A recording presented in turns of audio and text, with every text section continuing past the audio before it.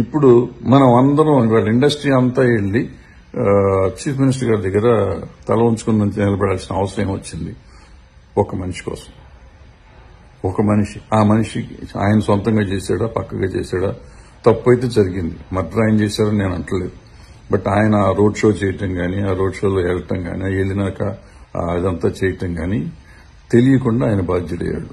దానికి ఆయన ప్రేరేపితుడై చేశాడా, ఆయన సొంతంగా చేశాడో నాకు తెలియదు.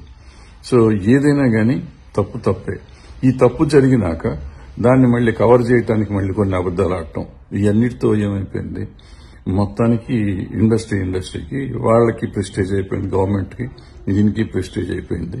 వీళ్ళు మాట్లాడుతున్నారు, వాళ్ళు మాట్లాడుతున్నారు. అల్టిమేట్ గా ఇండస్ట్రీ పెద్దలందరూ వాళ్ళు వెళ్ళి అక్కడ కూర్చోవాల్సిన పరిస్థితి వచ్చింది. ఒక మనిషి కోసం, ఒకళ్ళ ఈగో కోసం మనం ఇంతమంది తల వంచాల్సిన అవసరం వస్తుంది.